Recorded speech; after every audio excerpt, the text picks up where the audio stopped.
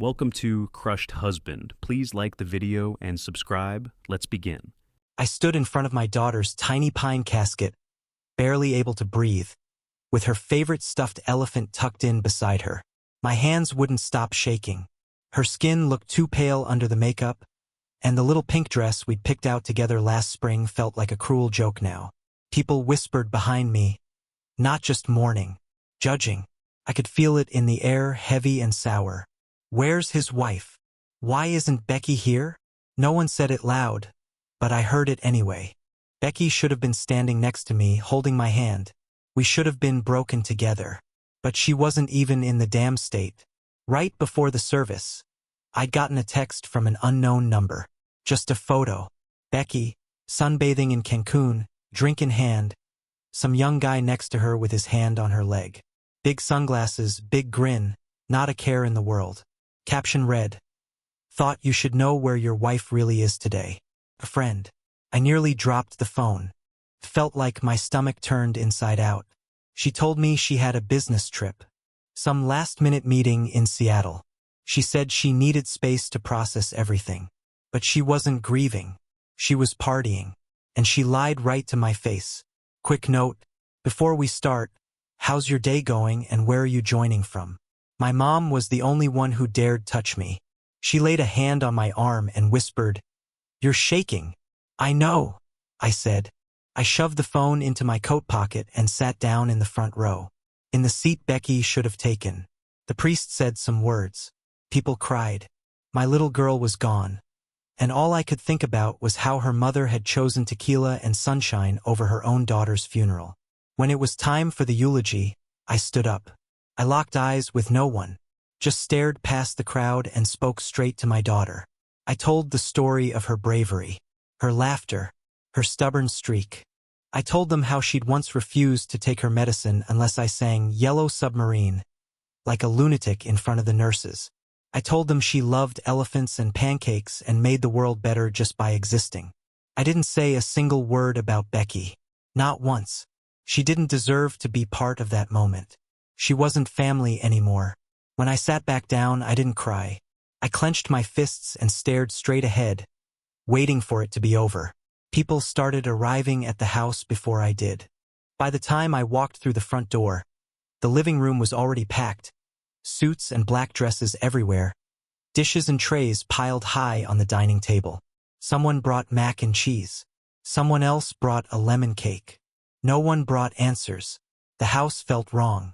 Too warm, too quiet under all the fake murmurs and sad smiles. No one asked where Becky was.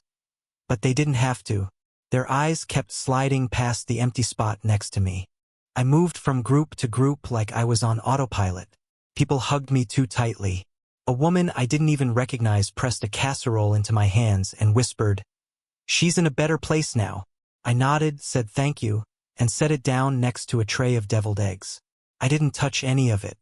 It wasn't until I got to the kitchen that I felt the temperature actually drop. Becky's parents were there, Diana and Carl, standing like statues near the fridge. Diana was stirring coffee she wasn't drinking. Carl just stood there, arms crossed, eyes locked on me like I'd murdered someone. I didn't say anything. I didn't have the energy. Diana was the one who broke the silence. "You holding up, Adam?" she asked, all concerned and soft-voiced. She smiled, but it didn't reach her eyes. "I'm fine," I said. She nodded. "I know this is hard. Becky's grieving in her own way. You should try to understand." I almost laughed, actually let out a dry little chuckle. "Cancun," I said. "That what we're calling grief now?" Her smile didn't even flinch. Not a twitch. I took a step closer. She lied. Said she had a business trip. Sent me a photo. She's with some guy on a beach drinking margaritas. Diana didn't blink. Didn't frown. She just dropped the spoon into her coffee and said, "She needed space." I stared at her. "You knew." She didn't answer. That's when my mom appeared, like she'd been waiting for the right moment. She touched my arm and said, "Come with me." We stepped into the hallway near the laundry room. It was the only quiet corner in the whole damn house. I leaned against the wall. She knew, didn't she? My mom didn't dance around it. Yeah, Diana's known for weeks. I didn't speak. My jaw clenched so tight it felt like my teeth would crack. I overheard her talking to someone at the hospital, Mom said, right after the second round of treatment failed. She was on the phone with Becky. Said something about plans needing to move faster now. I didn't think much of it then. But after that photo, she didn't finish the sentence. Didn't need to. I pushed off the wall, ran a hand through my hair. Jesus, you want me to ask them to leave? She asked. No, I said. Let them stand in it. I walked back into the kitchen and poured myself a cup of coffee. Carl didn't say a word. Just watched me like I was intruding in my own home. I sipped the coffee and said, "Hope Cancun's nice this time of year." Diana turned her back to me. That was the closest thing I got to a reaction. People kept showing up. More hugs. More whispered sympathy. But all I felt was heat, crawling under my skin like a rash. I couldn't shake the image of Becky tanning while our daughter's body cooled under 6 feet of dirt. The worst part? I defended her for months. Told people she was just quiet. That she processed things differently. That we were fine. Now I couldn't unsee what she really was. And her mother? Just as cold. Just as fake. Around sunset, the crowd thinned out. People grabbed coats, packed leftovers, and left in slow waves. My mom stayed behind, cleaning up plates, refusing help like she always did. I stood by the front window, watching taillights disappear down the street. My hands were in my pockets, my jaw still tight, and behind me, I heard Diana's voice one last time. She's not the villain you think she is. I turned around. She abandoned her own daughter's funeral. You want to explain how that makes her a hero? Diana looked at me, her expression finally breaking. Not with guilt, with pity. She told me you'd never understand, she said, and walked out the door. Didn't say goodbye. I didn't follow, didn't move, just stood there, staring at the space she left behind. And in that moment I knew, this wasn't a family rift. It was war. After Diana walked out, I didn't sleep for 2 days. Couldn't. I kept hearing my daughter's laugh in the back of my head, and Becky's voice lying over it. Her excuses, her distance, her disappearance. It all swirled like dirty water. A few nights later, around 11, I walked past my daughter's room and stopped. Door was cracked open just enough to see her lamp still on. I hadn't touched anything since the funeral. Couldn't. But something in me broke. I needed to feel close to her again, even if it hurt like hell. I pushed the door open and stepped inside. The air was stale and sweet: crayons, fabric softener, the faintest trace of kids' shampoo. Her bed was still unmade. Her blanket crumpled halfway off the edge. That damn stuffed elephant sat in the middle of the mattress, right where I left it at the funeral home. I knelt beside it, ran my fingers over the soft ear. My throat closed up again, but I didn't cry. I was past tears. I was just tired. Started sorting through her drawers. Folded pajamas, a crayon drawing of a unicorn, 3 mismatched socks. I tucked it all carefully into a bin labeled, "Keep." I couldn't throw anything away. Not yet. Then I turned to Becky's old desk in the corner. It hadn't been used in months. I figured it was just old school papers or medical files. But stacked on top was a thick folder, clean and deliberate. No dust. Someone had placed it there recently. I opened it without thinking. The first page hit me like a brick to the gut. Life insurance policy. Insured. Our daughter's full name. Beneficiary: Rebecca Marie. Last name: $900,000. Issued after the diagnosis. Amended 3 weeks before our daughter died. I was removed as the co-beneficiary. I flipped through the pages like I was in a trance. My name wasn't anywhere. Not one mention. It was like I didn't exist. Underneath were credit card statements. Charges to luxury resorts in Cabo, Cozumel, Cancun. Designer boutiques. Spa packages. Flights marked first class. Dates circled in red. 2 weeks before the funeral. She'd already started spending it. There was a printed receipt for a diamond necklace from a high-end jewelry store in Scottsdale. $6 grand. Another one for a hotel suite with a king bed and champagne service. A handwritten note in the margin read, "Derek's birthday." I sat down hard on the edge of the bed. The folder slipped from my lap and scattered across the floor. My hands were shaking again. I picked up the necklace receipt and just stared at it. I wasn't even mad yet. I was stunned. Like my brain was refusing to let it all in at once. She didn't just leave me. She didn't just lie. She made a plan. She watched our daughter wither away, held her hand through every chemo session, and filled out insurance forms behind my back. Changed the beneficiary. Cut me out completely. She planned the funeral with me in one room and wired herself money in the next. This wasn't grief. This was strategy. I stood up and started gathering everything. Every paper, every receipt, every form. Stuffed them back into the folder, slapped a rubber band around it. My breath was short. I felt like the walls were closing in. I needed to get out of that room. But before I left, I turned back and looked at the elephant on the bed. Felt like she was still in the room watching me. Like she knew. I picked it up and held it tight to my chest. Sat down on the floor with my back against the bed frame. I don't know how long I stayed there. Could have been 5 minutes, could have been an hour. Eventually I stood, folder in one hand, elephant in the other, and walked out. I didn't turn off the light. The truth was too loud now. Becky didn't just walk away from our family. She gutted it and cashed in the pieces. And I was done pretending it was anything less than that. I was in the kitchen, pacing. The folder sat on the table, its rubber band stretched to the edge. I hadn't opened it again. I didn't need to. I'd already memorized every number, every name. My fingers itched to punch a wall. That's when my phone rang. Unknown number. I almost let it go. I was done with surprises. But instinct kicked in and I swiped to answer. "Hello." A woman's voice. Calm but clipped. "Is this Adam?" "Yeah." "Who's this?" "My name's Lauren. I know what Becky's been doing." I froze.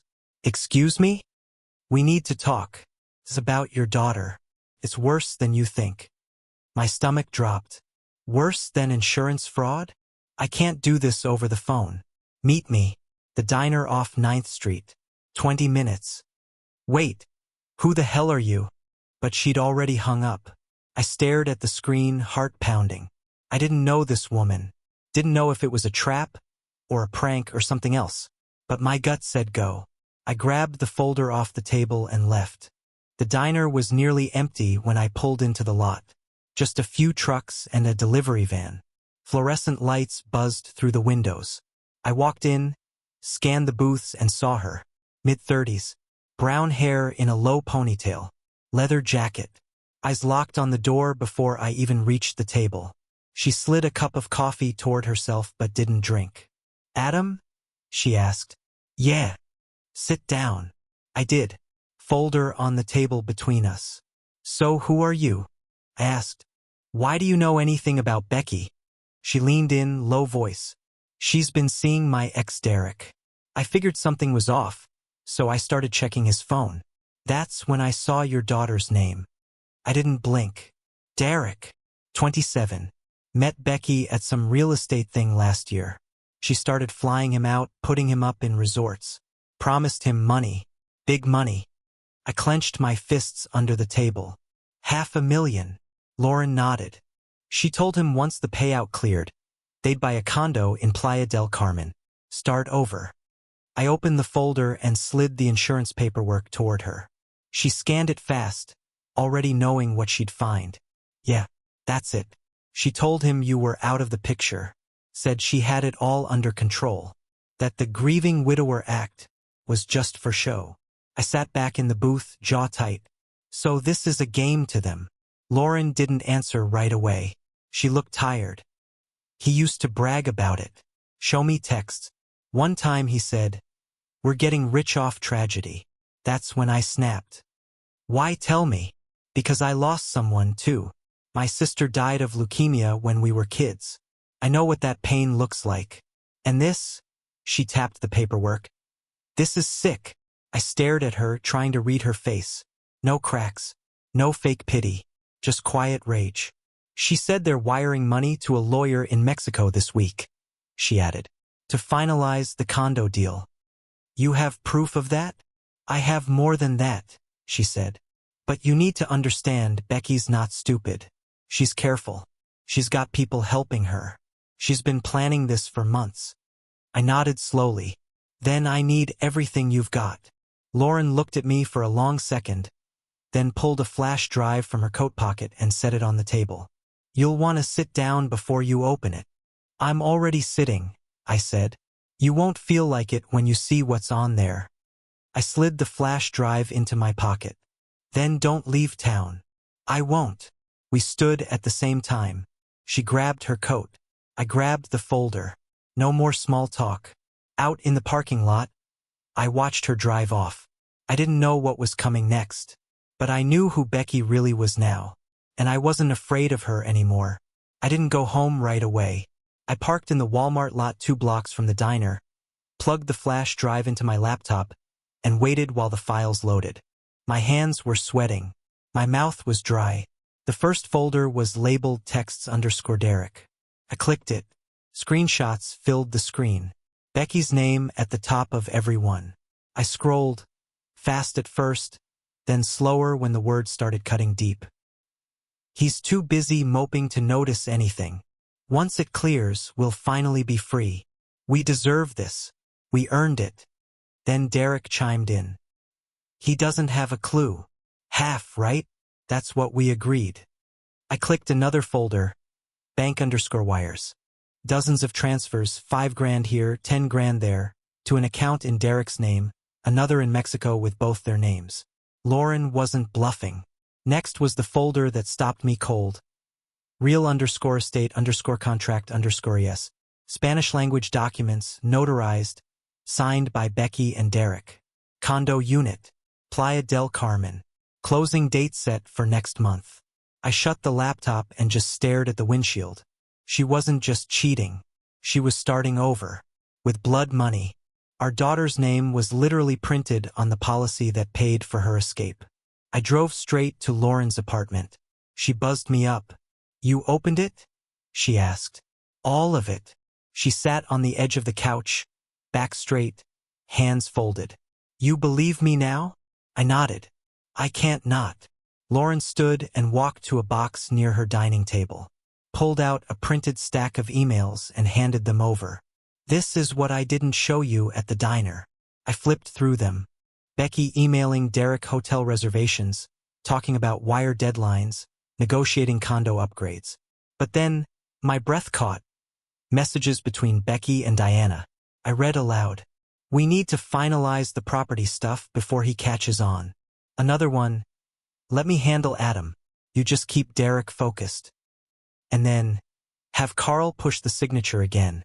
His memory's shot enough. He won't ask questions. I looked up.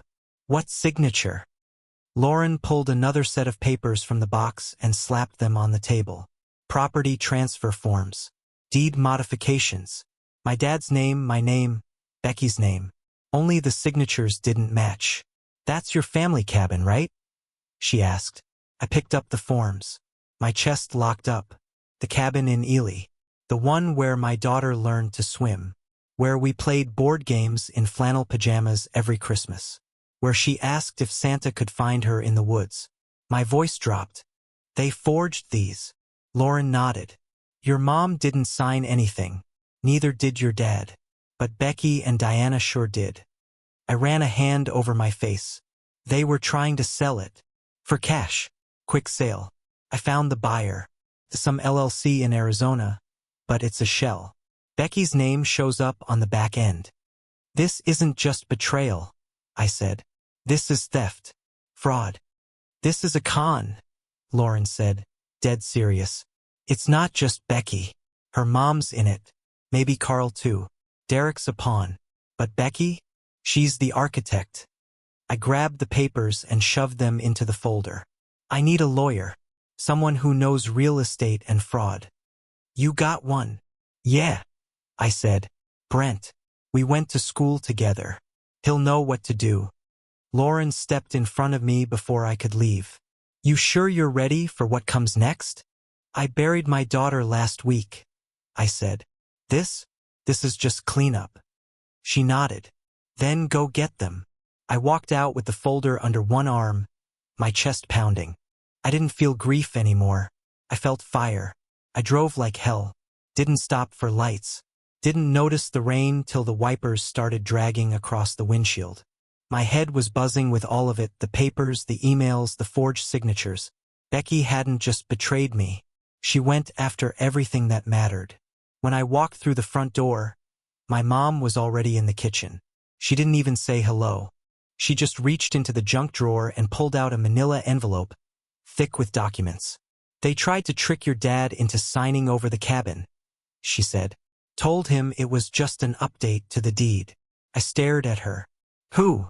Becky and Diana. They came by 2 weeks ago while you were at the hospital. Said it was some legal cleanup. My jaw locked. And Dad? He almost signed, but I asked to look it over first. She tossed the envelope onto the table. It was a quitclaim deed. Straight transfer. Becky's name was already typed in as recipient. I sat down hard. The chair creaked under me. His memory's slipping, she said, softer now. They knew. That's why they came when you weren't here. I opened the envelope and scanned the first page. My dad's signature line was blank. Thank God. But the audacity, to walk into my parents' home, hand my fading father forged papers, and pretend it was nothing. I could barely breathe. The cabin's not just land, I said. You know that. I do, she replied. That's why I stopped them. I looked up at her. You still have the originals? Right there, she said, nodding at the envelope. I pulled out my phone and called Brent. He picked up after 2 rings. Adam, I need your help. Becky tried to steal the cabin. I've got forged documents, insurance fraud, real estate fraud, all of it. Slow down, he said. Tell me exactly what you've got. I laid it all out, Lauren, Derek, the fake deed, the money trail, every detail. He didn't interrupt, just listened. When I finished, there was a pause. Then, we can stop this, but we need hard proof. Fast. Originals, texts, witnesses, anything that ties it together. I've got most of it already, I said. More's coming. Then come in tomorrow. Early. We'll build the case and file for an injunction. First thing. I hung up and looked at my mom. I'm going to burn them down, I said. She nodded, like she'd been waiting to hear me say it. That night I didn't sleep. I organized every paper, every screenshot, every receipt. I printed backup copies and made a second folder just in case. In between, I stared out the window and thought about the cabin. The dock with the warped plank that always made her laugh when it wobbled.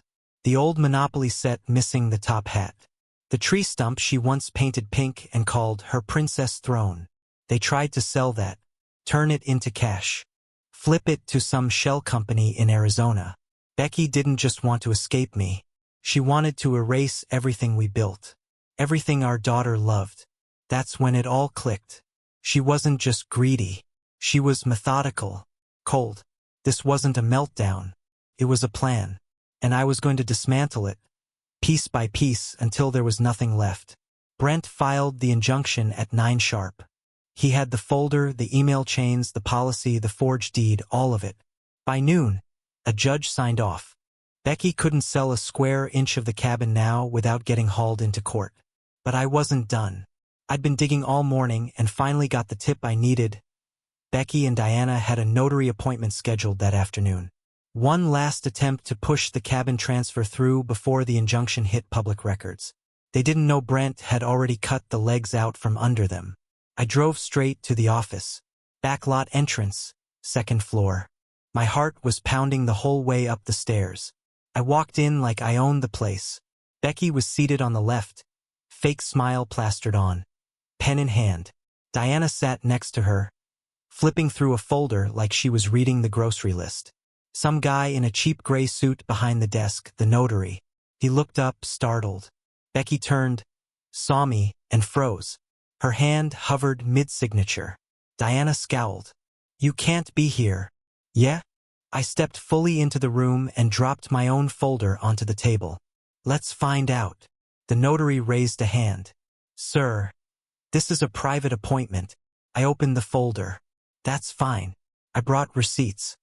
I pulled out the quitclaim deed, the original with the forged signatures, and laid it flat. Then the email printouts.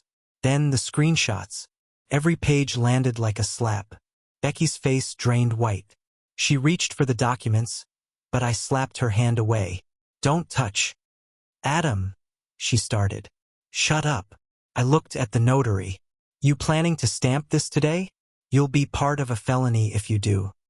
He squinted at the paperwork, then at the one in his hand. His eyes darted back and forth. That's not the same document, he muttered. They told me this was just a family update. Yeah, it's a family update, all right. One that cuts out half the family. Diana stood. You're unstable. You're grieving. I understand. But I pulled out my phone, hit play, and let the audio run. Let me handle Adam. You just keep Derek focused. The room went dead quiet. Have Carl push the signature again. His memory's shot enough. He won't ask questions. I paused it. The notary took a full step back from the desk. I'm not touching this, he said. This appointment's over. He grabbed his stamp and bolted. Becky looked like she might vomit. You're blowing this out of proportion, she whispered. No. I'm dragging it into the light. I shot back. You tried to sell our daughter's favorite place for money to go play house with your boy toy. That's not a mistake. That's evil. She blinked fast. It wasn't like that. Spare me. You took out an insurance policy with her name on it, made yourself the only beneficiary, and started spending the money before we even buried her. Diana cut in. You need help, Adam. This is exactly why Becky left. You twist everything. No, I snapped. She left because she was done pretending to be a mother. Becky's mouth dropped open. I saw the texts, I said. All of them. Derek bragging about the money. You promising him a condo. You two laughing about how dumb I must be. Her eyes filled with tears, but it didn't move me an inch. You used my daughter's death as a launchpad for a vacation, I said, low and sharp. You're not sad. You're not grieving. You're a goddamn parasite. Becky's voice cracked. You don't understand. I understand exactly. You never wanted to be here. Not in the hospital, not at the funeral, not in this family. Diana crossed her arms. Are you done throwing your tantrum? Not even close, I said. Injunctions already filed. Your sale's dead. The court's freezing every account connected to that insurance payout. And if you think Brent won't bring charges, try me. Becky sat back in her chair, speechless. Diana's lips were pursed so tight her face looked like a clenched fist. I grabbed my folder, tucked it under my arm, and started for the door. No one stopped me. Right before I left, I turned back and said, Your beach dream's over. Pack sunscreen for court. Then I walked out, calm for the first time in weeks. Brent didn't waste a second. I met him at his office that same evening, handed over every file I had, and he got to work like a man on fire. By the next morning, Becky's bank accounts were frozen. The court approved an emergency hold on all assets tied to the life insurance payout, including the cabin. Paper trail's too clean, Brent said, flipping through pages. She left you everything I need. He filed fraud charges that afternoon. 2 days later, Lauren sat in front of a county investigator and gave a full statement. Texts, emails, voice memos. She didn't hold back. She even gave up Derek's phone. That cracked the whole thing wide open. The idiot folded in under an hour. Said he never wanted to get dragged into anything legal. Handed over more texts, account info, even receipts Becky had emailed him showing wire transfers and legal forms they'd prepped for the condo. Brent was thrilled. We've got her on paper, on tape, and now we've got the guy she promised $500,000 to. This isn't just a civil case anymore. This is criminal. Becky didn't say a word during the first hearing. Her lawyer tried to delay, argue jurisdiction, even blamed me. Said I was using grief as a weapon. Brent leaned across the table and said, Your client committed wire fraud, real estate fraud, insurance fraud, and conspiracy with her boyfriend and her own parents. The only thing my client is guilty of is giving a damn about his daughter." Becky flinched. Diana didn't. They were still in denial, still thought they could spin their way out of it. But Brent kept digging. He subpoenaed Becky's email accounts, then Carl's. Took less than 48 hours to find messages between Diana and Carl about asset transfers and contingency accounts set up in their name offshore. I read one myself. "If he cracks, we claim we didn't know. Let Becky take the heat." They were ready to hang their daughter out to dry. Too bad it was all documented. The judge ruled hard. The house was frozen. The cabin, legally protected under the injunction, was pulled out of the attempted sale and locked down tight. Every dollar from the insurance policy, including what hadn't been spent yet, was seized. But the best part came after Brent leaned over and said, "You have a choice now. Let it sit or do something meaningful with it." I knew what I had to do. We filed a motion to redirect the remaining insurance money into a private nonprofit. We named it after my daughter. Simple name, strong meaning. It focused on helping other families cover treatment, travel, and funeral costs for terminally ill children. The court approved it without objection. Even Becky's attorney didn't argue. It was poetic. The money she stole to build a fake life in Mexico would now help real families survive the kind of nightmare she ran from. Becky didn't just lose her money. She lost everything. Her name, her image, her standing. Small-town justice doesn't hit fast, but when it does, it hits hard.